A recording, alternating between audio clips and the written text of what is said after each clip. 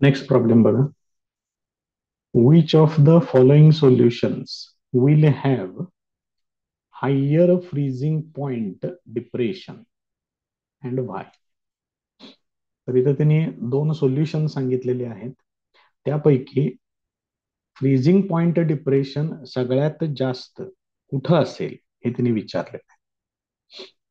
मग आता freezing point depression ही एक कॉलिगेटिव्ह प्रॉपर्टी आहे. मग कॉलिगेटिव्ह प्रॉपर्टी कुणाला म्हणतात, तर जी प्रॉपर्टी नंबर ऑफ पार्टिकल्स वरती डिपेंडंट असते. त्याचं नेचर इम्पॉर्टंट नसतं, पण पार्टिकलची संख्या जिथं जास्त तिथं फ्रीजिंग ती जी काही कॉलिगेटिव्ह प्रॉपर्टी आहे ती जास्त प्रमाणात दिसते. मग आता याच्यातलं फर्स्ट एक्झाम्पल बघा, कशा पद्धतीने इथं ठरवायचं आहे ते समजून घ्या व्यवस्थित. त्यांनी सांगितलेलं आहे 0.1 मोलॅलिटी ऑफ NaCl सांगितलं. मग NaCl चं जर तुम्ही डिसोसिएशन जर बघितलं, याचं Na plus plus Cl minus. आता याचं त्यांनी कॉन्सन्ट्रेशन किती सांगितलेलं आहे, 0.1 मोल. 0.1 मोलॅलिटी हे सुरुवातीला प्रेझेंट आहे. त्यावेळेला हे झिरो असणार आहे, हे झिरो असणार आहे. हे तुम्ही वॉटरमध्ये ऍड केलं, त्याचं सोल्युशन तयार केलं की हे पूर्ण डिसोसिएशन होणार. त्यावेळेला याचं झिरो पार्टिकल्स शिल्लक राहतील. याचे काय होणार, याचे 0.1 मोलॅलिटी तयार होणार आणि याचे पण 0.1 मोलॅलिटीज तयार होणार. एक NaCl डिसोसिएट झाला की याचा एक Na प्लस आणि एक Cl मायनस तयार होतो. त्या पद्धतीनं 0.1 मोलल आहे त्याचं या पद्धतीनं डिसोसिएशन होईल. मग टोटल नंबर ऑफ पार्टिकल्स किती होणार किंवा टोटल नंबर ऑफ आयॉन्स किती होणार इथं, 0.1 प्लस 0.1 म्हणजे टोटल हे किती होणार आहे, 0.2 मोलल. हे याच्यासाठी आपण फाइंड आउट केलं. असं सेम दुसरं कोण आहे बघा बरं, 0.05 मोलल Al2 SO4 3. तर मग आपल्याला पहिल्यांदा याचं इक्वेशन लिहिता आलं पाहिजे.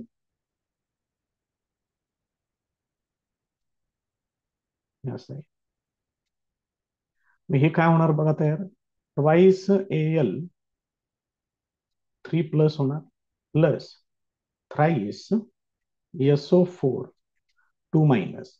इथं बघा टोटल पॉझिटिव्ह चार्ज आहे 2 × 3 प्लस म्हणजे 6 प्लस आहे आणि 3 × 2 मायनस म्हणजे 6 मायनस. हे बॅलन्स झालं पाहिजे, हे व्यवस्थित बघा. मग सुरुवातीला याचं किती सांगितलेलं आहे, 0.05 मोलल सांगितलं. त्यावेळेला हे झिरो घ्यायचं, हे झिरो घ्यायचं. एक्सपेरिमेंट सुरू झाला, त्याचं सोल्युशन तुम्ही तयार केलं की आता ह्याचं पूर्ण डिसोसिएशन होणार. त्यामुळे याचं मोलॅलिटी झिरो घ्यायची. आता ह्याचं 2 × इथं जे कॉन्सन्ट्रेशन आहे ते ठेवायचं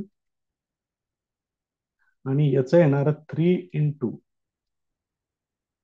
0.05. हे सोडवून किती होते बघा बरं, हे होणार 0.1 मोलल आणि हे किती होणार 0.15 मोलल. यांची बेरीज करायची. हे टोटल किती होते बघा आता, 0.25 मोलल होते. मग हे तर कॉन्सन्ट्रेशन एवढं आहे, इथं कॉन्सन्ट्रेशन एवढं आहे. याचा अर्थ हे कॉन्सन्ट्रेशन जास्त आहे, म्हणजे Al2SO4 3च्या बाबतीत फ्रीजिंग पॉइंट डिप्रेशन हायर असेल.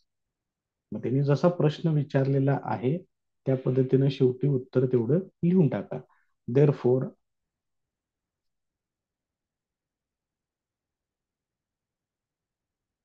त्यांनी कसा प्रश्न विचारलाय बघा जरा, लिहून घेऊ आपण, 1 मिनिट फक्त.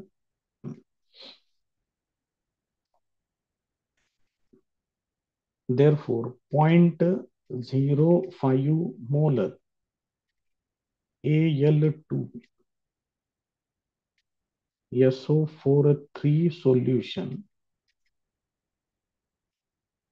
will have higher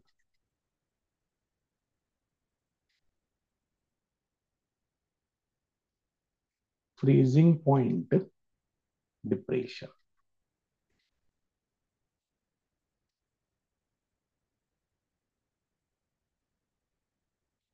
त्याचं कारण सुद्धा आपण इथं वरती एक्सप्लेन केलेलं आहे.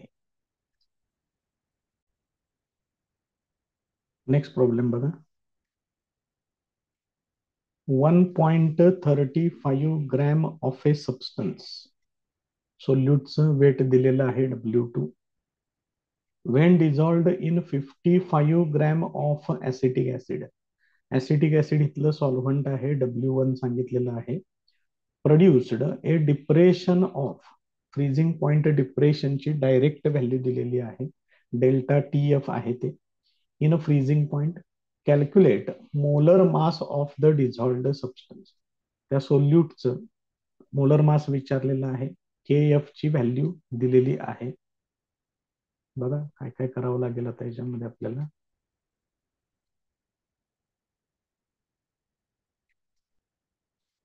Given data. सोल्यूटचं वेट सांगितलेलं आहे 1.35 ग्रॅम.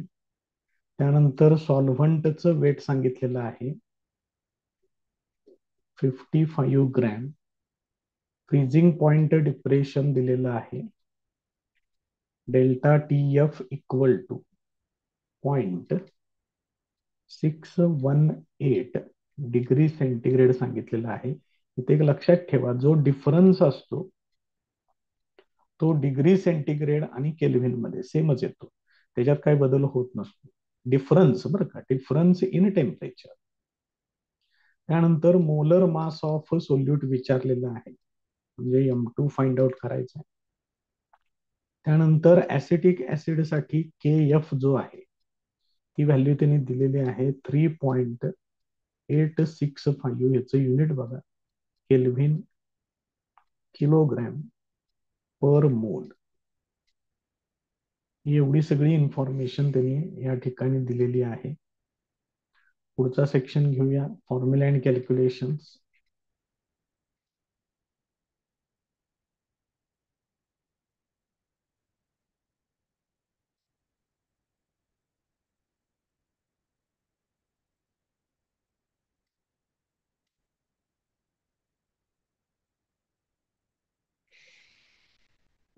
तर आता याच्यामध्ये फॉर्म्युला जो आहे,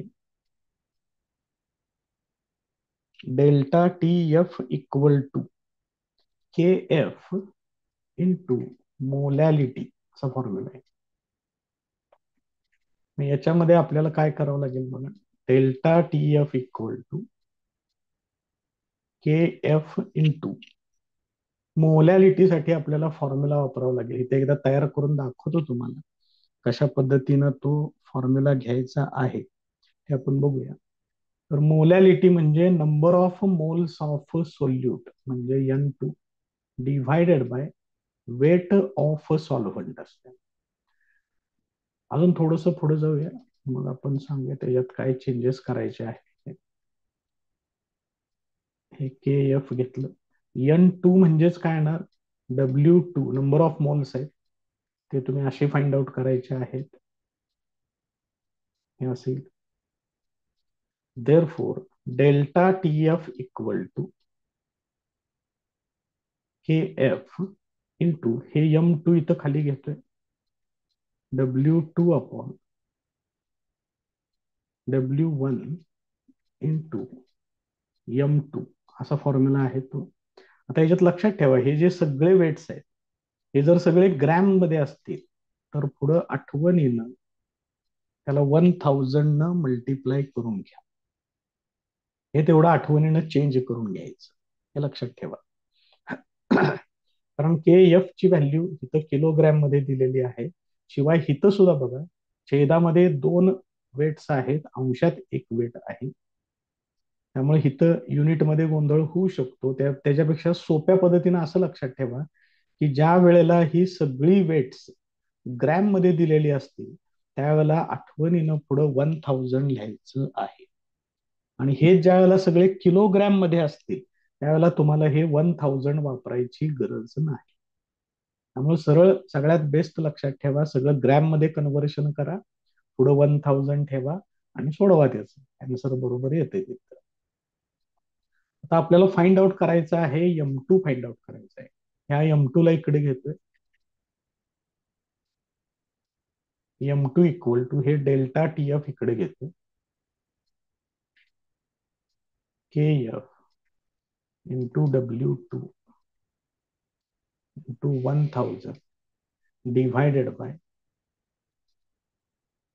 W1 इंटू डेल्टा TF. आता या व्हॅल्यूज ह्याच्यामध्ये मला वापरल्या पाहिजे. बघा काय काय व्हॅल्यूज आहेत त्या. देअरफॉर एकदा व्हॅल्यूज वापरून घेऊ आणि मग सोडूया त्याला. KF किती आहे? 3.865. W2 आहे 1.35 इंटू 1000 डिवाइडेड बाय W1 आहे 55 इंटू डेल्टा TF आहे 0.618. या पद्धतीनं आहेत व्हॅल्यूज. आता लॉगनं हे आपल्याला सोडवावं लागेल.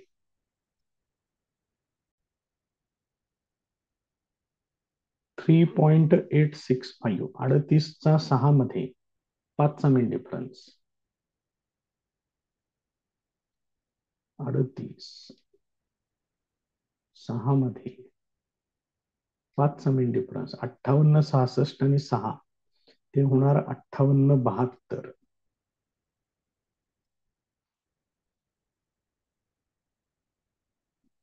58 72 0. त्यानंतर 1.35 13चा 5 मध्ये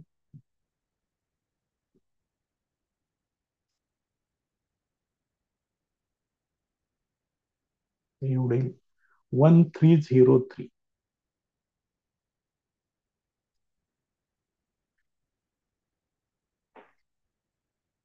0.1303. हे 10⁻³ आपण नंतर वापरू. त्यानंतर 55 म्हणजे 1.55चा. थांबा, हे आपण कुठं आलो? छेदामध्ये आलो. थांबा जरा 1 मिनिट, त्याचं बाजूला घेऊ. आता हे दोनच डिजिट्स आहेत, दोनच नंबर्स आहेत अंशातले, त्यांची बेरीज करून घेऊया. 3 आणि 2 5, इथं 7 8 आणि 3 1101 झाले. 5 आणि 2 7, हे असं येणार 0.7175. आता हे छेदाचं कॅल्क्युलेशन करूया. 55 त्याचं होणार 1.55चा 0 मध्ये. इथं आहे बघा, पहिलाच आहे तो 7404.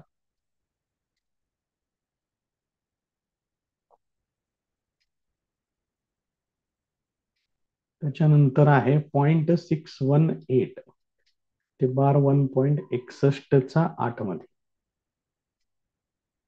61 हिथं आहे, 8 मध्ये हिथं येणार 7910.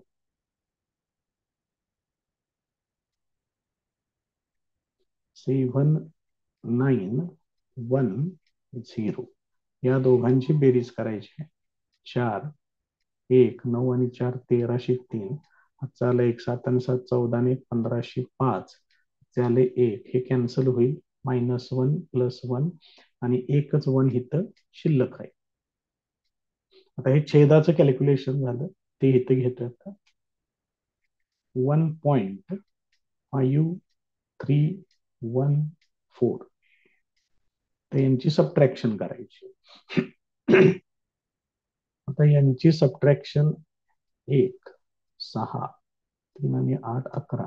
7 - 6 इथे येणार 1. 0 - 1 येणार बार 1. आता याचा अँटीलॉग 0.18चा 6 मध्ये 1चा मेन डिफरन्स 0.18 6 मध्ये 1चा मेन डिफरन्स म्हणजे 1535 येणार. 1535.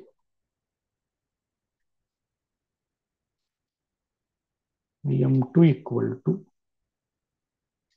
1.535 इंटू इथे किती आहे बघा, बार वन आहे, 10⁻⁻1 आणि इथलं लक्षात ठेवा 10⁻³ अजून शिल्लक आहे 1000, ते इथं घेतलं. याचं सिम्प्लिफिकेशन 10⁻³ आणि 10⁻⁻1 म्हणजे 10⁻² होणार. त्या 10⁻² न याला मल्टिप्लाय केलं की हे होणार 153.5 ग्रॅम, हे असं येईल त्याची value.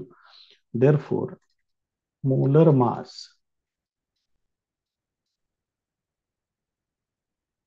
Of solute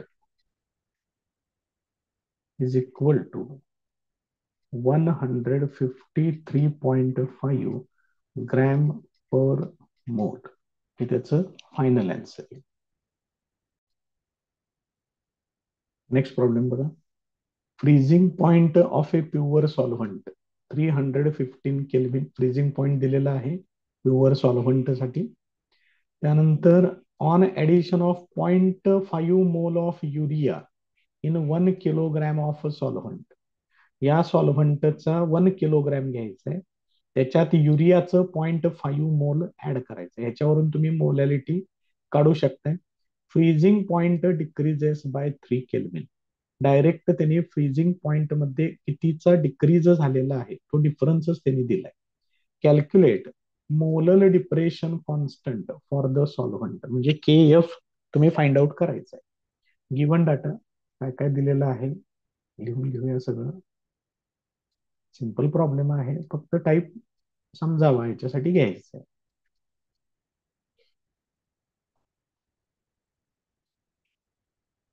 pure सॉल्व्हंटचा freezing point सांगितलेला आहे 315 केल्विन. त्यानंतर नंबर ऑफ मोल्स दिलेले आहेत डायरेक्ट 0.5 मोल. त्यानंतर वेट ऑफ सॉल्व्हंट सांगितलेलं आहे W1, हे डायरेक्ट दिलेलं आहे त्यांनी 1 किलोग्रॅम. त्यानंतर फ्रीजिंग पॉइंट मध्ये कितीनं डिक्रीज झालेला आहे ती व्हॅल्यू त्यांनी डायरेक्ट दिलेली आहे 3 केल्विन आणि विचारले आपल्याला KF.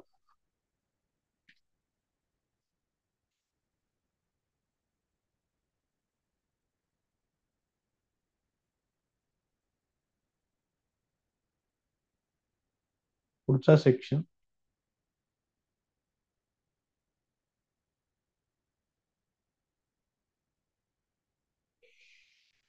Formula and calculations. Formula त्याचा असा आहे या पद्धतीनं. त्याच्यामध्ये परत मोलॅलिटी म्हणजेच काय ते number of moles divided by weight of solvent. आता याच्यामध्ये जर मी व्हॅल्यू सगळ्या वापरल्या तर डेल्टा TF आहे 3 केल्विन, ते इकडे वापरलं. KF मला फाइंड आउट करायचं आहे.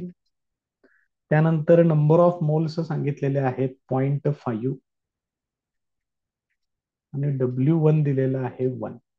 त्यामुळे KF इक्वल टू हे किती होईल 0.5 ने इकडं डिव्हाइड करून घ्या 3/0.5 म्हणजेच हे होणार 3/1/2 दॅट इज इक्वल टू 6. फक्त याचं युनिट तेवढं व्यवस्थित फक्त बघा कशा पद्धतीनं तुम्ही ते युनिट घेताय. ते 6 केल्व्हिन, इथं केल्व्हिन आहे, हे टेम्परेचर मधला डिफरन्स आहे. त्यानंतर हे इकडे येते छेदामध्ये बघा, लक्षात येते का. त्यामुळे किलोग्रॅम वरती येणार मल्टिप्लिकेशन मध्ये आणि पर मोल केल्व्हिन किलोग्रॅम पर मोल असं त्याचं युनिट आहे. ते तुम्ही याच्यावरून तयार करू शकता. सिंपल टाईप आहे, फक्त बेसिक आहेत गोष्टी बघून घ्या. नेक्स्ट प्रॉब्लेम बघा. Freezing point of pure benzene तो सांगितलाय 278.4 kelvin. Calculate freezing point of the solution. सोल्युशनचा फ्रीजिंग पॉइंट काढा म्हटले.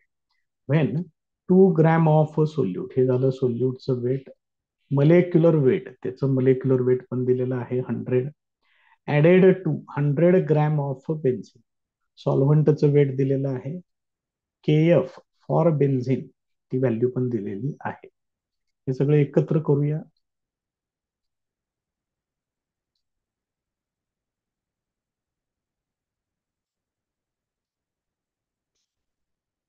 काय काय सांगितलेलं आहे बघा. Freezing point of pure benzene दिलेलं आहे.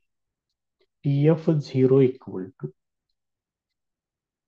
278.4 केल्व्हिन. त्यानंतर सोल्युशनचा फ्रीजिंग पॉइंट विचारलेला आहे, जे TF फाइंड आउट करायचं आहे. सोल्यूटचं वेट सांगितलेलं आहे W2 2 ग्रॅम. त्याचं मोलर मास पण दिलेलं आहे 100 ग्रॅम. त्यानंतर सॉल्व्हंटचं वेट दिलेलं आहे, बेन्झिनचं वेट ते आहे 100 ग्रॅम. आणि KF फॉर बेन्झिन तो पण दिलेला आहे 5.12 केल्व्हिन किलोग्रॅम पर मोल. ही युनिट्स आपण नेहमी लिहित असतो, फक्त जरा लक्ष द्या, कुठेतरी हे लागू शकतात.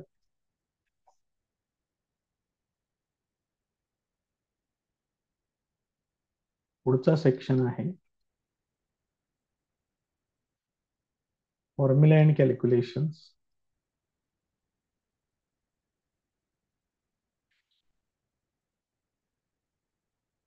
आता इथं परत एकदा तसाच फॉर्म्युला घेऊया. Delta TF equal to KF into molality. एक दोन वेळा मांडून बघा, तुम्हाला फॉर्म्युले पाठच करावे लागणार नाहीत आणि तुमचं बेसिक जे आहे ते सुद्धा अगदी व्यवस्थित होऊन जाईल. Number of moles of solute divided by weight of solvent. Delta TF equal to KF into number of moles of solute म्हणजेच its weight divided by its molar mass. Basic formula आहे तो.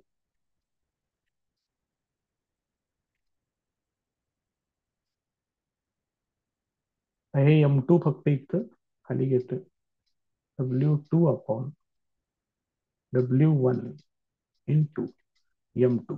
हे सगळी वेट्स हे आपण gram मध्ये घेतलेले आहेत, त्यामुळे पुढे आठवणीनं 1000 न त्याला मल्टिप्लाय करून घ्या. आता याच्यामध्ये व्हॅल्यूज वापरायच्या आहेत बघा. Therefore delta TF equal to, पहिल्यांदा ही राईट हँड साइड जी आहे ती पूर्ण सोडवून घेऊया. KF किती आहे 5.12. W2 किती आहे 2 ग्रॅम. त्याच्या पुढे 1000 आहे, ते इथं ठेवतो. W1 आहे 100 आणि M2 सांगितलेलं आहे, M2 पण 100. काय कॅल्क्युलेशन करायला लागते का नाही?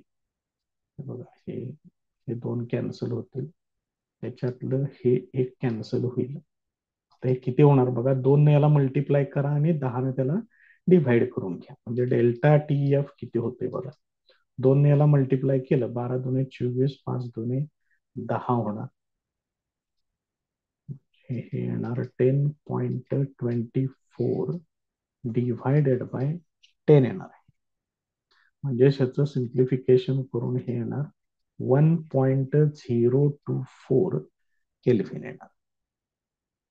बघा लक्षात येते का?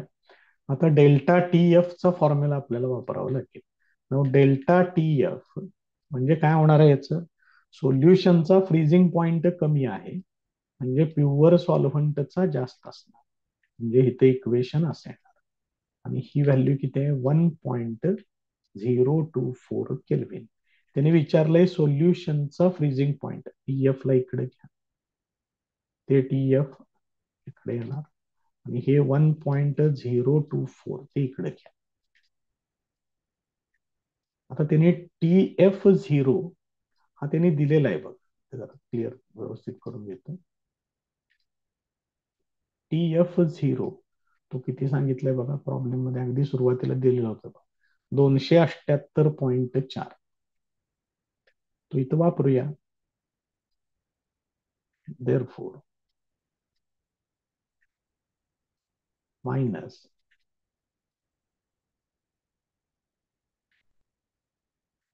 यांची वजाबाकी करायची आहे. सरळ हे बाजूला लिहून घ्या. 1.024 यांची सबट्रॅक्शन करून घ्या.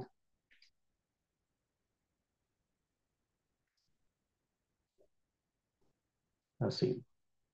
therefore TF equal to 277.376 kelvin हे त्याचं फायनल आन्सर आहे. नेक्स्ट प्रॉब्लेम बघा. ए 5% aqueous solution by mass. बघा कशा पद्धतीने इन्फॉर्मेशन दिलेली आहे. केन शुगरचं सांगितलेलं आहे. केन शुगरचं मोलर मास आहे 342 ग्रॅम पर मोल.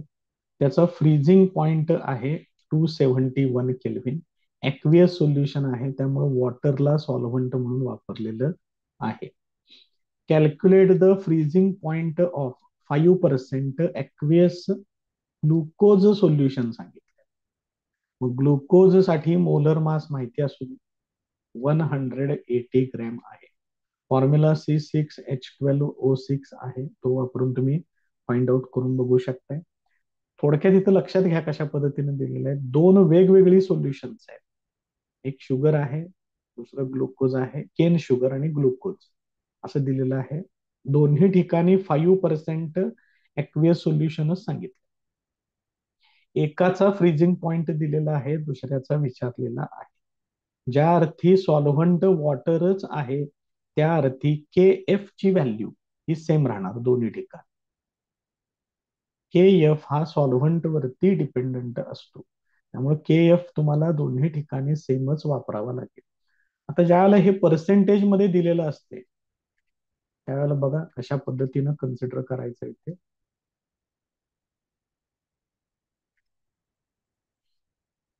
पहिली इन्फॉर्मेशन आहे केन शुगर साठी.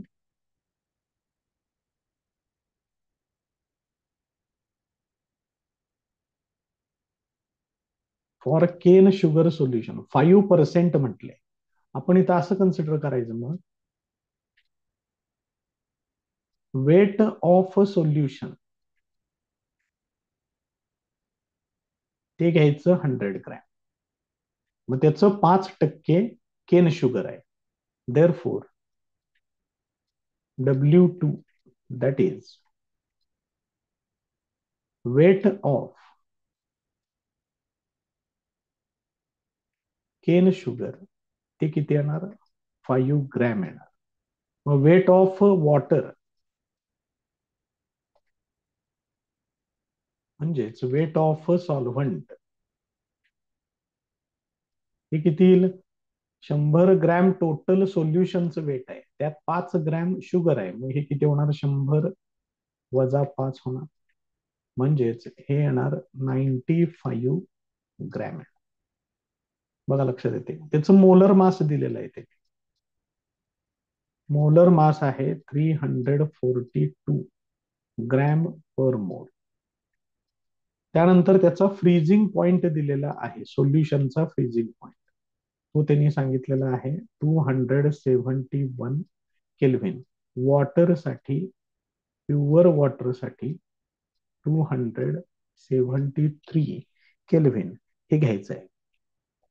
त्यामुळे इथं डेल्टा टी एफ पहिल्या सोल्युशनसाठी हा किती येणार आहे 273 वजा 271, म्हणजेच हे किती होणार 2 केल्विन एवढे येणार. ही इन्फॉर्मेशन झाली तुमची केन शुगर साठी. आता अशी सेम इन्फॉर्मेशन आपल्याला ग्लुकोज सोल्युशन साठी पण तयार करावी लागेल. मग ग्लुकोज सोल्युशन मध्ये बदलणार काय आहे, फक्त मोलर मास तेवढं बदल आणि डेल्टा टी एफ तुम्ही काढायचा आहे. के एफ सेम ठेवायचा आहे. बघा लक्षात येते का. मग ग्लुकोज साठी असं सेम मांडूया आपण.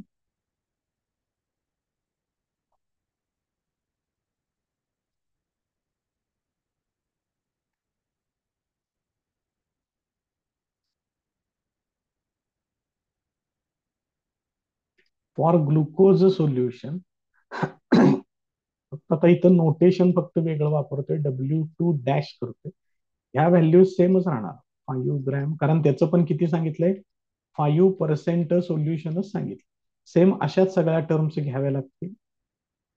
W1 ते येणार 95 ग्रॅम. त्यानंतर मोलर मास तेवढं फक्त त्याचं बदलावं लागेल. M2 ग्लुकोज साठी आहे 180 ग्रॅम. आणि डेल्टा TF फाइंड आउट करायचा आहे, त्याला डेल्टा TF डॅश असं लिहितोय. आता बघा, ह्याचं आता सोडवावं लागेल आपल्याला. एक काम करूया, KF चा फॉर्म्युला काढून घेऊया आणि दोन्ही ठिकाणी ह्या व्हॅल्यूज एकाच वेळेला आता वापरूया. बघा, बऱ्यापैकी व्हॅल्यूज आता तुमच्या लक्षात पण आले असते. W2 दोन्ही ठिकाणी 5 ग्रॅम आहे. W1 दोन्ही ठिकाणी 95 ग्रॅम. त्यामुळे सेम व्हॅल्यूज आहेत, किरकोळ चेंजेस आहेत, तेवढे आपण त्या ठिकाणी बघू. पुढचा सेक्शन तयार करतोय आणि परत एकदा व्हॅल्यूज आपण त्याच्यामध्ये वापरूया.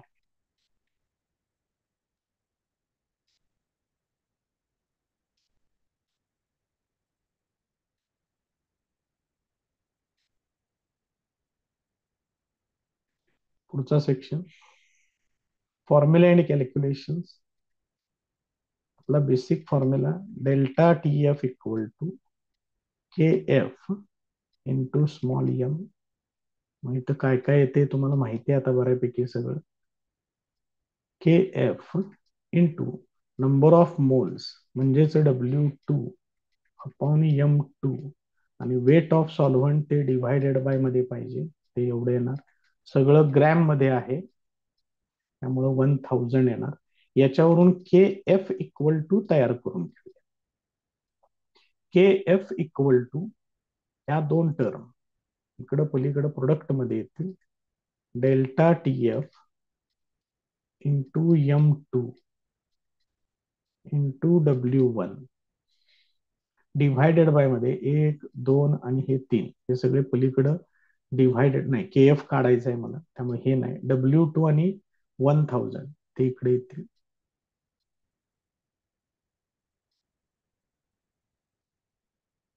मग हा जो सेक्शन आहे हा तुमचा केन शुगर साठी तयार झाला.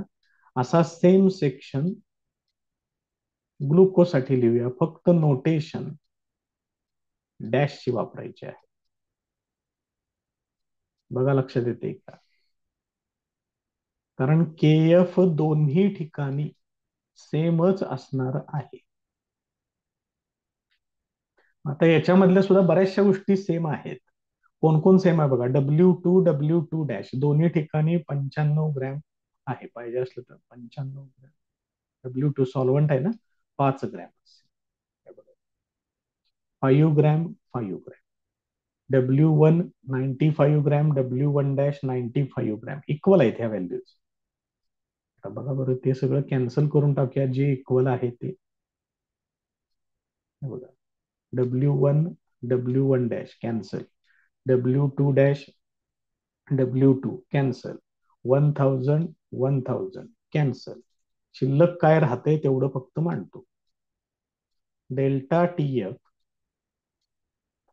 Into M2 is equal to delta TF dash into M2 dash.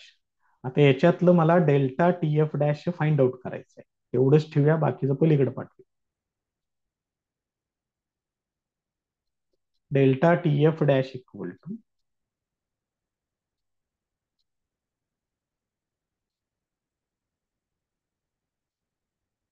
M2 येणार.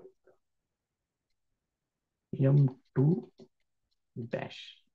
जरा बघा बरं काय काय व्हॅल्यूज आहेत त्यांच्या. Delta TF dash equal to delta TF आपण किती, बहुतेक 2 काढलाय, 2 आहे. त्यानंतर M2 आहे 342.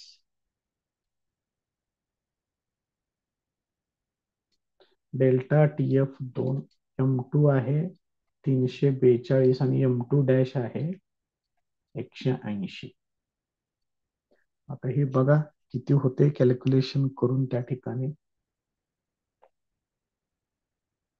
2 इथं डिव्हाइड करून घेतो, हे होते 90.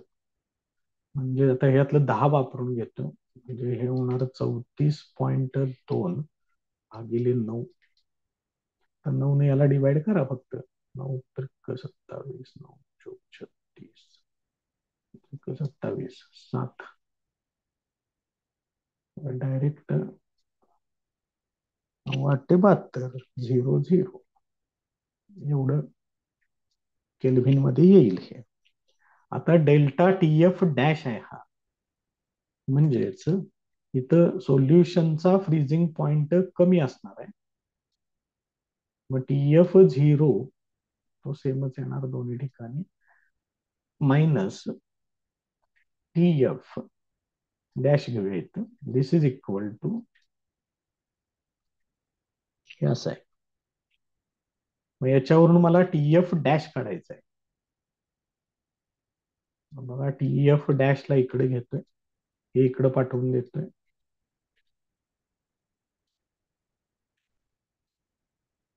म्हणजेच T F dash equal to T F 0 किती आहे, 273, minus 3.8. This is equal to, सोडून बघा, 8 आणि 2 10 होणार. पॉइंट येणार, हातचा आला 1, 3 आणि 1 4, 4 आणि 9 13, हातचा आला 1, मग 27 मधून 1 गेलं की 26.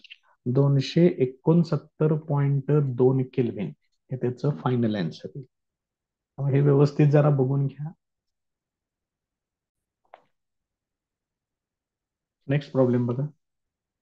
200 मिलीलिटर ऑफ सोल्युशन, व्हॉल्यूम दिलेलं आहे, टेम्परेचर सांगितलेलं आहे 27 degree centigrade, contains 10 gram of a non volatile solute. सोल्यूटचं वेट दिलेलं आहे. त्यानंतर मोलर मास पण त्याचं सांगितलेलं आहे 65 ग्रॅम पर मोल. What is the osmotic pressure of the solution. त्याचं ऑस्मॉटिक प्रेशर आपल्याला त्यांनी फाइंड आउट करायला सांगितलेलं आहे.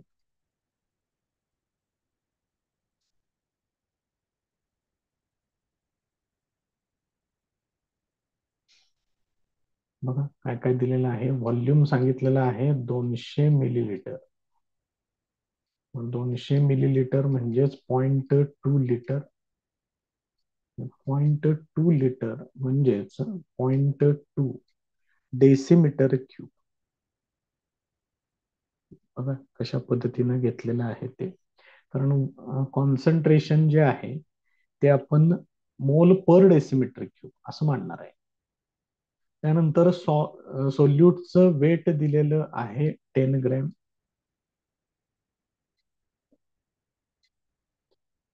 त्यानंतर त्याचं मोलर मास पण दिलेलं आहे M2, ते सांगितलंय 65 ग्रॅम पर मोल.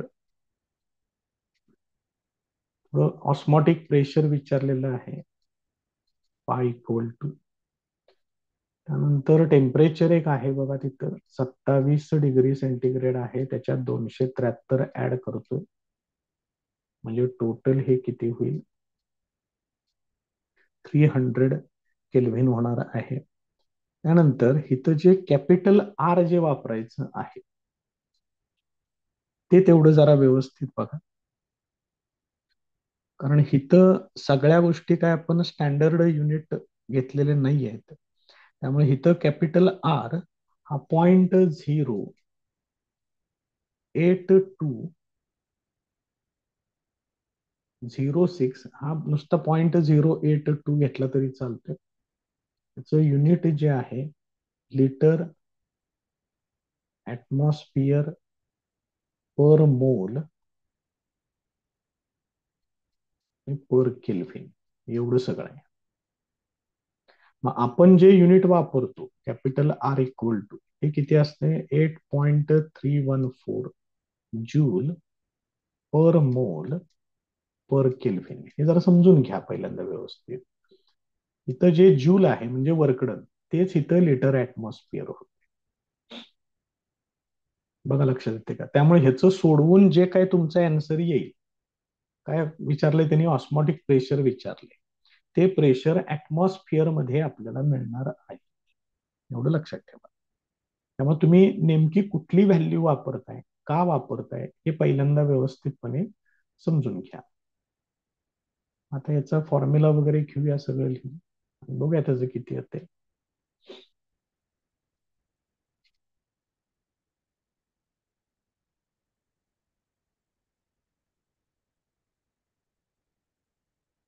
Formula and calculations.